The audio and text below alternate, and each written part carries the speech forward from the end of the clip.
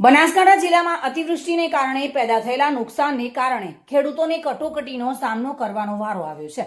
આજે કૃષિમંત્રી રાઘવજી પટેલે થરાદ, વાવ અને સુઈગામ તાલુકાના ગામડાઓની મુલાકાત લીધી હતી અને ખેડૂતો સાથે સીધો સંવાદ કર્યો હતો। મંત્રી રાઘવજી પટેલે થરાદ તાલુકાના ખાનપુર ગામમાં ખેડૂત રમેશભાઈના ખેતરની મુલાકાત લીધી હતી અને અતિવૃષ્ટિગ્રસ્ત પાકનું નિરીક્ષણ કર્યું હતું।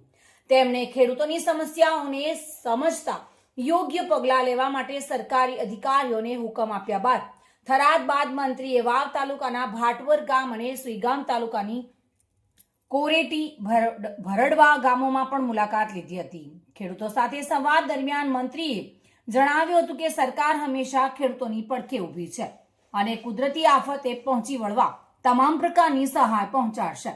સ્થાનિક અધિકારીઓ અને ધારાસભ્યો સાથે મંત્રીએ ખેતી પાક નુકસાન અને યોગ્ય સહાય અંગે ચર્ચા કરી હતી।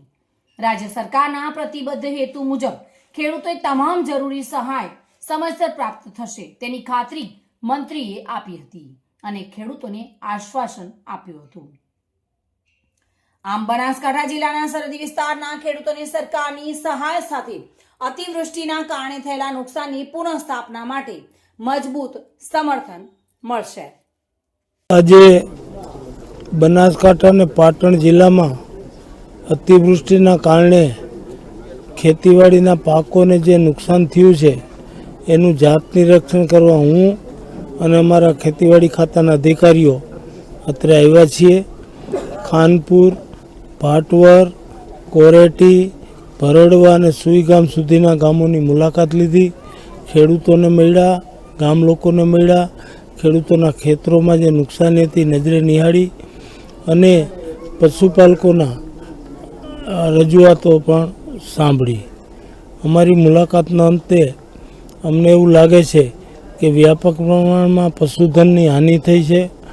ખેડૂતોનો ઊભો પાક પાણી ભરાઈ રહેવાથી ખેતરોમાં સુકાઈ ગયો છે અને ખેતીલાયક જમીનનું મોટા પાયે ધોવાણ થયું છે। પ્રાથમિક દ્રષ્ટિએ અમારી આ મુલાકાતમાં અમને આ બધું નજરે ચડ્યું છે। ગામ લોકોની રજૂઆતો સાંભળી અને શક્ય તેટલી સરકાર તરફથી મદદરૂપ થવાની હૈયાધારણા આપી છે।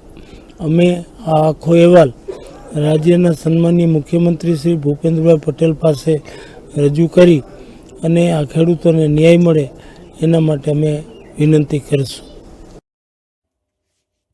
Bureau report, today Gujarati news.